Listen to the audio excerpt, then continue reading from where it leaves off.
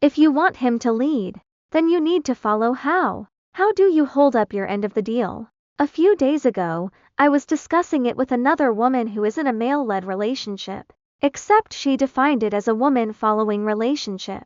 This got us thinking. I'd say there are two different aspects to it, a passive or receptive one.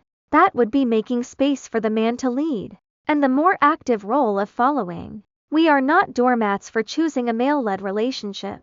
We are not here to be coerced by tyrants. We are not passive, and have our own duties to fulfill. Yes, I'll stop with the old posts revival now. So, what do you do? If your man leads, how do you show you're willing to be led?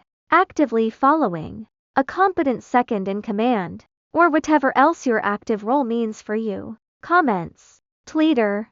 My advice is, when you see a little bit of leading, even though you are not completely agree or believe or whatever, follow that thought or idea or whatever of the men. Find common ground or just do it or add your own touch of the lead, without changing the product much. Then you two have a flow. In dance scenes, there are two terms, followers and leaders. The leader does something, and the followers follow. It makes the dance look good and fun. Both of them are hard to do, and you really need to focus on the leader when following, and think about what will happen next and what to do best as a leader. Generally, women are followers and men are leaders. Men want to lead and women want to follow. Mostly, I think both are fun. I do both following and leading. When I am a follower, I am solely focused on what my lead wants me to do, but in between moves, I can fit in some styling here and there. More experienced followers do something called backleading,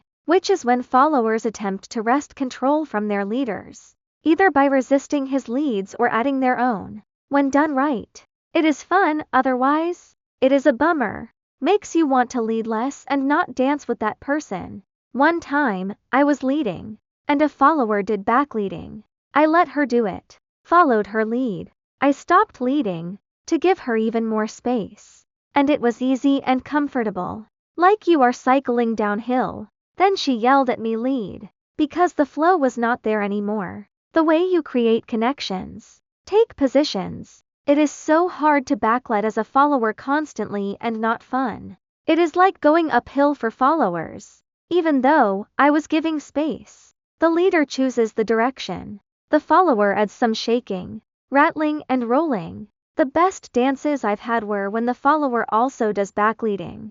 It makes the ride choices easier and more engaging. It should be quick though. Not too long, such a bit. Without changing the flow drastically. But trying to lead a follower, who doesn't take your lead, is like cycling a bike without moving at all.